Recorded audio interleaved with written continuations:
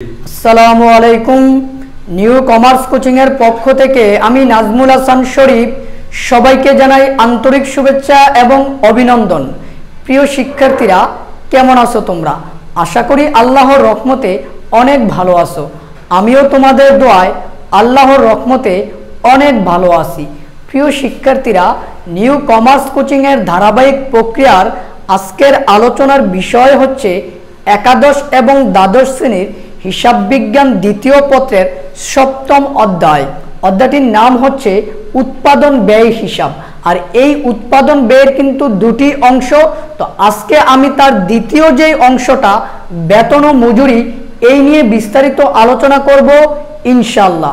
যারা 2022 এবং 23 সালে এইচএসসি পরীক্ষা দিবা, তোমাদের যে শর্ট সিলেবাস, ওই শর্ট সিলেবাসের মধ্যে এই অধ্যায়টি অন্তর্ভুক্ত আছে। তো বেতন ও মজুরি থেকে যে প্রশ্নটা আসবে, তুমি চাইলে অল্প সময়ের মধ্যে এই প্রশ্নটি তুমি সমাধান করতে পারবে, কারণ বেতন ও মজুরি অধ্যায়টি খুবই সহজ।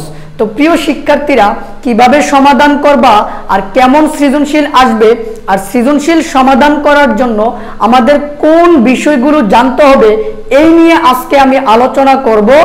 যদি বুঝতে চাও সম্পূর্ণ ভিডিওটি দেখতে হবে। তাহলে চলো শুরু করা যাক। দেখো প্রিয় শিক্ষার্থীরা, আমি এই জায়গায় লিখে রাখছি বেতন ও মজুরি।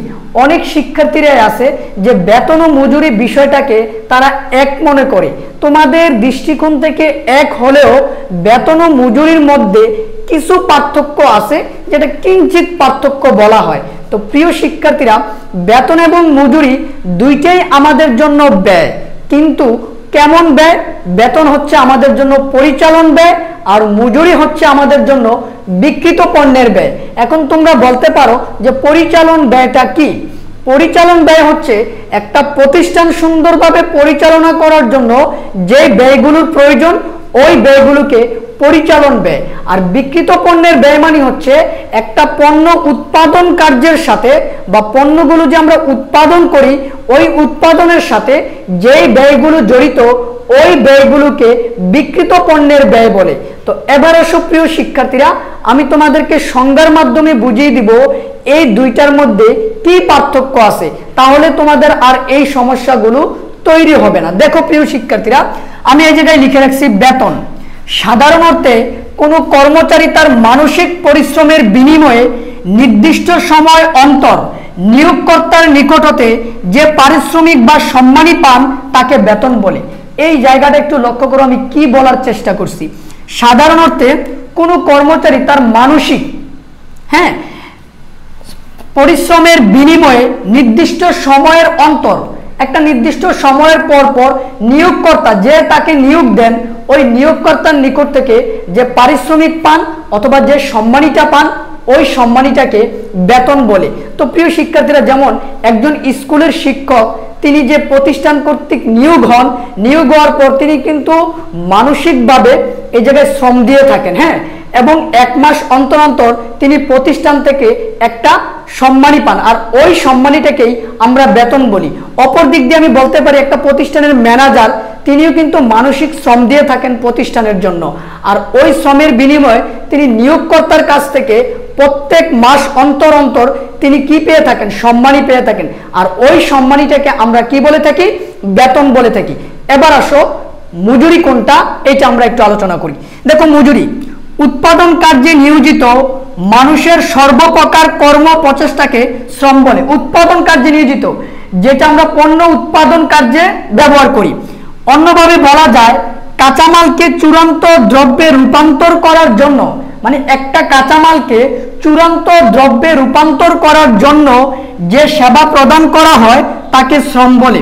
আর এই শ্রমের জন্য যে পারিশ্রমিক বা সম্মানী প্রদান করা হয়, তাকে মজুরি বলে থাকে। তো প্রিয় শিক্ষার্থীরা, আশা করি তোমরা এই দুইটা সংজ্ঞার ভিতরে পার্থক্যটা খুঁজে পেয়েছো, যে বেতন এবং মজুরি কি। মনে রাখতে হবে, উৎপাদন কার্যের সাথে যারা পরিশ্রম করে তাদেরকে আমরা যেটা প্রদান করি, এটা হচ্ছে মজুরি। আর মানসিকভাবে যারা যেই শ্রমটা দিয়ে থাকে, প্রতিষ্ঠান বা প্রশাসনিক কাজের সাথে যারা জড়িত, তাদেরকে যেই সম্মানীটা দেয়, এটাকে বলা হয় বেতন। এবার আমাদের প্রশ্নে বেতন ও মজুরি বাহির করতে বলে, যে নিট বেতন বাহির করো অথবা নিট মজুরি বাহির করো। তো দেখো প্রিয় শিক্ষার্থীরা, নিট মজুরি ও বেতন বাহির করার জন্য আমাদের দুইটা জিনিস লাগবে, একটা হচ্ছে মোট উপার্জন আর একটা হচ্ছে মোট কর্তন। মোট উপার্জন কি? মোট উপার্জন হচ্ছে একজন শ্রমিক তার মূল বেতনের সাথে যে আর্থিক সুবিধাগুলো পায় ওই আর্থিক সুবিধাগুলো যোগ করলে মোট উপার্জন হবে। সেম ভাবে একজন কর্মচারী তার বেতন থেকে যে আর্থিক অঙ্কগুলো কেটে নেওয়া হয় বা আর্থিক যে টাকাগুলো কাটে, যেই মাধ্যমে কাটে ওই মাধ্যমগুলোকে কর্তন বলা হয়। আর সবগুলো কর্তনকে একসাথে যোগ করলে সেটা হবে মোট কর্তন। আর মোট উপার্জন থেকে মোট কর্তন বিয়োগ করলে আমরা পেয়ে যাব নিট মজুরি ও বেতন। এখন আমি তোমাদেরকে যে কাজটা করব, মোট উপার্জনের ভিতরে কোন এন্ট্রিগুলো বসবে এটা বুঝিয়ে দিব এবং মোট কর্তনের ভিতরে কোন এন্ট্রিগুলো বসবে এটা বুঝিয়ে দিব। তো প্রিয় শিক্ষার্থীরা, এটা মোছার পর আমি এখন তোমাদেরকে মোট উপার্জন আর মোট কর্তন বুঝিয়ে দিব। এখন আমি তোমাদেরকে মোট উপার্জন এবং মোট কর্তনের ভিতরে কোন আইটেমগুলো আসবে এইটা বুঝিয়ে দিব। তো প্রিয় শিক্ষার্থীরা, আমরা কেন মোট উপার্জন এবং কর্তন বাহির করব আশা করি তোমরা এটা বুঝতে পারছো। কারণ হচ্ছে প্রশ্নে যখন আমাদেরকে নিট বেতন এবং মজুরি বাহির করতে বলবে তখনই আমাদেরকে মোট উপার্জন এবং কর্তন বাহির করা লাগবে। কিভাবে? এই যে দেখো, আমি এই জায়গায় লিখে রাখছি নিট বেতন ও মজুরি। এই নিট বেতন ও মজুরিটা বাহির করার জন্য আমাদেরকে মোট উপার্জন এবং মোট কর্তন বাহির করতে হবে। মোট উপার্জনটা কি? মোট উপার্জন হচ্ছে একজন শ্রমিক বা কর্মচারী তার মূল বেতনের সাথে যে আর্থিক সুবিধাগুলো পেয়ে থাকে ওই আর্থিক সুবিধাগুলো যদি আমরা যোগ করি তাহলে ওই টাকাটাই হবে আমাদের জন্য মোট উপার্জন। এবার আসো, মোট কর্তন কি? একজন শ্রমিক বা কর্মচারী তার মূল বেতন থেকে যেই এন্ট্রিগুলোর মাধ্যমে অর্থ কেটে নিবে ওই এন্ট্রিগুলোকে কর্তন বলে। আর সবগুলো আইটেমকে যদি আমরা একসাথে যোগ করি তাহলে সেটাই হবে মোট কর্তন। এখন বুঝার বিষয় হচ্ছে যে উপার্জনের এন্ট্রিগুলো কোনটা আর কর্তনের এন্ট্রিগুলো কোনগুলো, এইটাই আমাদেরকে বুঝতে হবে। তো দেখো প্রিয় শিক্ষার্থীরা, তোমাদের বোঝানোর সুবিধার্থে আমি অলরেডি বোর্ডে এগুলো লিখে রাখছি। দেখো, মোট উপার্জন, মোট উপার্জনের ভিতরে প্রথমেই বসবে মূল বেতন বা মজুরি। এবার আসো, মূল বেতন বা মজুরিটা কি? মূল বেতন বা মজুরিটা হচ্ছে একজন শ্রমিক প্রতিষ্ঠানের যে নির্ধারিত সময় কর্মঘণ্টা ওই কর্মঘণ্টার জন্য প্রতিষ্ঠান থেকে যে সম্মানীটা পায় বা বেসিক যে স্যালারিটা পায় ওইটাকে আমরা মূল বেতন বা মজুরি বলে থাকি, একটা নির্দিষ্ট কাজের জন্য যেটা পেয়ে থাকে। এবার আসো প্রিয় শিক্ষার্থীরা, নাম্বার 2, ওভারটাইম মজুরি। ওভারটাইম মজুরিটা কি? ওভারটাইম মজুরিটা হচ্ছে কোনো কর্মচারী বা শ্রমিক প্রতিষ্ঠানের যে নির্ধারিত সময় ওই নির্ধারিত সময়ের পর যদি প্রতিষ্ঠানে কাজ করে থাকে তাহলে প্রতিষ্ঠান তাকে ওভারটাইম মজুরি দিবে। আমরা সবাই জানি যে একটা প্রতিষ্ঠানে সাপ্তাহিক কর্মঘণ্টা হচ্ছে 48 ঘন্টা, তার মানে 48 ঘন্টা একজন শ্রমিক বা কর্মচারীকে কাজ করতে হবে। এই 48 ঘন্টার পর যদি কোনো শ্রমিক বা কর্মচারী প্রতিষ্ঠানে কাজ করে তাহলে ওই কাজের সুবিধার্থে তাকে প্রতিষ্ঠান থেকে ওভারটাইম মজুরি দিতে হবে, মানে অতিরিক্ত মজুরি দিতে হবে। আর এই অতিরিক্ত মজুরিটা সবসময় মূল মজুরির দ্বিগুণ অথবা 1.5 গুণ হয়ে থাকে। কারণ আমরা অতিরিক্ত সময় কেন কাজ করি? একটু বেশি টাকা পাওয়ার জন্যই কিন্তু কাজ করি। তারপরে আসো প্রিয় শিক্ষার্থীরা, মহার্ঘ ভাতা। এই মহার্ঘ ভাতাটা হচ্ছে কি? মহার্ঘ ভাতাটা হচ্ছে যখন জীবনযাত্রার মান বৃদ্ধি পাবে অথবা দ্রব্যমূল্যের মান বৃদ্ধি পাবে তখন কিন্তু কর্মীরা তাদের ব্যয়গুলো মিটানো সম্ভব হবে না, তখন প্রতিষ্ঠান বা নিয়োগকর্তা ওই ব্যয়গুলোর জন্য বা জীবনযাত্রা বা দ্রব্যমূল্যের মান বৃদ্ধির সাথে সামঞ্জস্য রেখে একটা ভাতা দিয়ে থাকে। ওই ভাতাটাই হচ্ছে মহার্ঘ ভাতা। এবার আসো প্রিয় শিক্ষার্থীরা, বাড়ি ভাড়া ভাতা কি? বাড়ি ভাড়া ভাতা হচ্ছে একজন শ্রমিক বা কর্মচারী তিনি প্রতিষ্ঠান বা নিয়োগকর্তার কাছ থেকে বাসস্থান ভাতা বা বাড়ি ভাড়া ভাতা পেয়ে থাকেন। তারপরে আসো টিফিন ভাতা। একজন কর্মচারী বা শ্রমিক টিফিনের জন্য একটা নির্দিষ্ট হারে টাকা পেয়ে থাকেন প্রতিষ্ঠান বা নিয়োগকর্তার কাছ থেকে। আর এই জিনিসগুলোই হচ্ছে তার জন্য উপার্জন। কেন? কারণ এটা মূল বেতনকে বৃদ্ধি করে। মনে রাখবা, যেই এন্ট্রিগুলো মূল বেতনকে বৃদ্ধি করবে ওই এন্ট্রিগুলোই উপার্জনের ভিতরে আসবে, আর যেই এন্ট্রিগুলো মূল বেতনকে হ্রাস করবে মানে কমাবে ওইগুলোই কিন্তু কর্তনের ভিতরে যাবে। এই চিন্তাটুকু মাথায় রাখবা, ইনশাল্লাহ বুঝতে পারবা তুমি। এবার আসো চিকিৎসা ভাতা। এই চিকিৎসা ভাতা মানে কি? মানে চিকিৎসার জন্য যে ভাতাটা পেয়ে থাকে এই ভাতাটাও কিন্তু আমার মূল বেতনকে বৃদ্ধি করে, যার কারণে এইটা একটা উপার্জন। আপ্যায়ন ভাতা, এইটাও কিন্তু আমার মূল বেতনকে বৃদ্ধি করে, এটা আমার জন্য উপার্জন। তারপর হচ্ছে যাতায়াত ভাতা, মানে পরিবহনের জন্য যে ভাতাটা দিয়ে থাকে প্রতিষ্ঠান ওইটা, এটাও তোমার মূল বেতনকে কি করবে?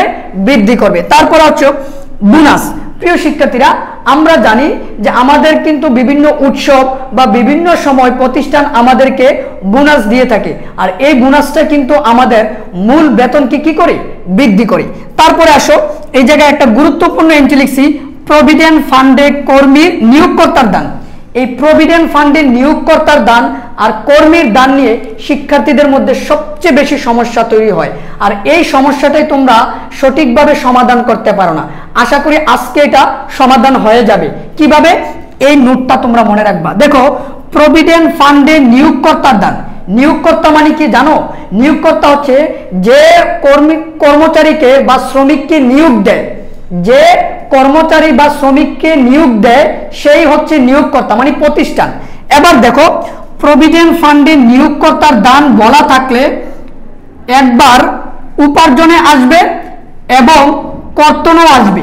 মানে প্রশ্নে যদি বলা থাকে যে প্রভিডেন্ট ফান্ডে নিয়োগকর্তার দান, তাহলে এই এন্ট্রিটা একবার উপার্জনের ভিতরে আসবে, আরেকবার কর্তনে যাবে।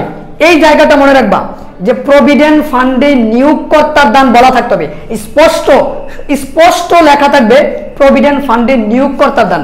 তাহলেই আমরা এই এন্ট্রিটাকে দুই জায়গায় লিখবো, একবার উপার্জনে লিখবো, একবার কর্তনে লিখবো। এবার আসুন, কিন্তু প্রভিডেন্ট ফান্ডে দান বলা থাকলে শুধু লেখা আছে প্রভিডেন্ট ফান্ডে দান, অথবা লেখা আছে প্রভিডেন্ট ফান্ডে কর্মীর দান, তাহলে কি আমরা দুই জায়গায় লিখবো?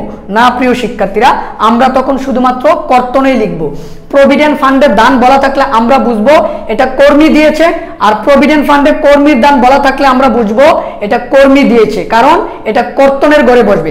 আর প্রভিডেন্ট ফান্ড মানে হচ্ছে, যেটা বাংলায় হচ্ছে ভবিষ্যৎ তহবিল। হ্যাঁ, তো যদি নিয়োগকর্তা দেয় তাহলে তোমরা দুই জায়গায় লিখবা, আর যদি কর্মী দেয় তাহলে এক জায়গায় লিখবা। আর শুধু প্রভিডেন্ট ফান্ড বলা থাকলে তোমরা কি করবা? তোমরা ধরে নিবা যে এটা কর্মী দিয়েছে শুধু। এবার আসো প্রিয় শিক্ষার্থীরা, আমরা চলে যাই মোট কর্তনে। মোট কর্তনের ভিতরে কোন আইটেমগুলো আসবে? দেখো, প্রথমে আসবে অগ্রিম মজুরি বা বেতন থেকে কর্তন। অগ্রিম মজুরি মানে তুমি কাজে যোগদান দেওয়ার পর তোমার মাস পূর্ণ হওয়ার আগে তুমি যদি প্রতিষ্ঠান থেকে টাকা নিয়ে যাও, তাহলে প্রতিষ্ঠান তোমাকে কি করবে? বেতন দেওয়ার সময় তুমি যে অগ্রিম নিয়েছিলা সেটা কর্তন করে রাখবে। এটাই হচ্ছে অগ্রিম মজুরি, মানে আমি আগেই আমার বেতন বা মজুরির কিছু অংশ নিয়ে গেছি। তারপর আসো বীমা তহবিল বা যৌথ বীমায় কর্তন। বীমা তহবিল মানে অর্থাৎ কর্মীদের জীবনের জন্য যে বীমা করা হয় ওই বীমার টাকাটা কিন্তু কর্মীদের বেতন থেকে কাটা হয়, অথবা যৌথ বীমাও কিন্তু কর্মীদের বেতন থেকে কাটা হয়। অর্থাৎ মূল বেতন থেকে যেই এন্ট্রিগুলোর মাধ্যমে টাকা কর্তন হবে ওই এন্ট্রিগুলোই কর্তনের ভিতরে বসবে। তারপরে আসো কল্যাণ তহবিল, এটার মাধ্যমেও মূল বেতন থেকে টাকা কর্তন করা হয়, যার কারণে এটা কর্তনের ভিতরে বসবে। তারপর আমি লিখে দিছি সকল প্রকার তহবিলে জমা। যদি সকল প্রকার তহবিলে কর্মীর বেতন থেকে জমা করা হয় তাহলে সেটাও কিন্তু কর্তনের ঘরে বসবে। এবার আসো আয়কর। আয়কর মানে হচ্ছে কর্মীরা যে তারা টাকা ইনকাম করে তারা কিন্তু সরকারকে ট্যাক্স দিয়ে থাকে, কর দিয়ে থাকে। ওই করের টাকাটা যদি বেতন থেকে প্রতিষ্ঠান দিয়ে দেয় তাহলে সেটাও কর্তনের ভিতরে আমাদেরকে লিখতে হবে। তারপরে আসো প্রভিডেন্ট ফান্ডে কর্মীর দান। ওই যে আমি বললাম যে শুধু প্রভিডেন্ট ফান্ডে কর্মীর দান বলা থাকলে তাহলে আমরা এটা শুধু কর্তনেই লিখব, কিন্তু প্রভিডেন্ট ফান্ডে নিয়োগকর্তার দান বলা থাকলে আমরা উপার্জনও লিখব, কর্তনও লিখব। তারপরে আসো প্রিয় শিক্ষার্থীরা গৃহ ঋণ ঋণ কর্তন। এটার মানে কি? মনে করো তুমি বাড়িঘর নির্মাণ করার সময় প্রতিষ্ঠান থেকে ঋণ নিয়েছো, অথবা বাড়ি ক্রয় করার সময় প্রতিষ্ঠান থেকে ঋণ নিয়েছো, তখন প্রত্যেক মাসে এটা কিস্তি আকারে তোমার বেতন থেকে টাকাটা কর্তন করা হবে। এটাই হচ্ছে গৃহ ঋণমান ঋণ। প্রিয় শিক্ষার্থীরা, তো এই সবগুলো আইটেমের টাকা যদি আমি একসাথে যোগ করি তাহলে এটা হবে কর্তন। আর এবার দেখো, এই উপার্জনের সবগুলো আইটেমের টাকা যদি আমি একসাথে যোগ করি তাহলে এটা হবে উপার্জন। এবার অনেক সময় সৃজনশীলের ভিতরে বলা থাকে মোট উপার্জন বাইর করো। যখন এই কথাটা বলা থাকবে তখন আমরা শুধু উপার্জনের আইটেমগুলো যোগ করে দিলে আমাদের হয়ে যাবে। আবার অনেক সময় বলবে যে মোট কর্তন বাইর করো, তখন কর্তনের আইটেমগুলো আমরা একসাথে কি করে দিব? যোগ করে দিব। কিন্তু যদি প্রশ্নে আমাদেরকে বলে নিট বেতন ও মজুরি বাহির করো, তখন আমরা যেটা করব, নিট বেতন ও মজুরি বাহির করতে বললে মোট উপার্জন থেকে মোট কর্তন আমি কি করে দিব? বিয়োগ করে দিব। তো প্রিয় শিক্ষার্থীরা, আজকে আমি এই পর্যন্ত বুঝালাম যে উপার্জন কোনগুলো, কর্তন কোনগুলো। ইনশাল্লাহ পরবর্তী পর্বে এই বেতন ও মজুরি থেকে যে 3টা জাবেদা দিতে হবে, এই জাবেদাগুলো নিয়ে আলোচনা করব। তারপরেই আমি সৃজনশীল প্রশ্ন নিয়ে আলোচনা করব। তো আজকের এই বিষয়গুলো, এই যে দেখো, এই বিষয়গুলো তোমরা সুন্দর করে নোট করে রাখবে, যাতে পরবর্তী পর্ব আলোচনা করলে তোমরা সহজেই বুঝতে পারো। তো প্রিয় শিক্ষার্থীরা, যদি কোনো সমস্যা তোমাদের থেকেই থাকে তাহলে অবশ্যই তোমাদের সমস্যাগুলো বা তোমাদের মন্তব্যগুলো কমেন্ট বক্সে জানিয়ে দিবে। আর যদি ভিডিওটি তোমাদের উপকারে আসে তাহলে অবশ্যই ভিডিও শেষে একটি লাইক এবং কমেন্ট করতে হবে। তো প্রিয় শিক্ষার্থীরা, তোমরা ভালো থাকো, সুস্থ থাকো। আসসালামু আলাইকুম।